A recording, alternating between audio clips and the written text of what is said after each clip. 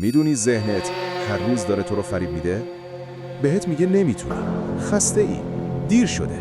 ولی واقعیت اینه که اون فقط میترسه تو بیدار شی. ذهنت همیشه دنبال راحتیه، چون از تغییر میترسه. اون میخواد تو رو توی یه دایره تکرار نگه داره تا احساس امنیت کنه. حتی اگه اون دایره یعنی شکست، تنبلی یا ترس. و تو هر بار که عقب میکشی، اون قوی تر میشه. اما یه لحظه هست. لحظه‌ای که تصمیم میگیری کنترل رو پس بگیری. وقتی ذهنت میگه نمیتونی، تو بگو ببین من چطور میتونم. هر بار که برخلاف ترست عمل میکنی، یه زنجیر از ناخودآگاهت پاره میشه. ذهنت دشمن نیست، فقط یه نگهبانه. ولی اگه بذاری اون تصمیم بگیره، همیشه پشت در میری. پس از امروز تو کنترلش کن، قبل از اینکه اون تو رو کنترل کنه.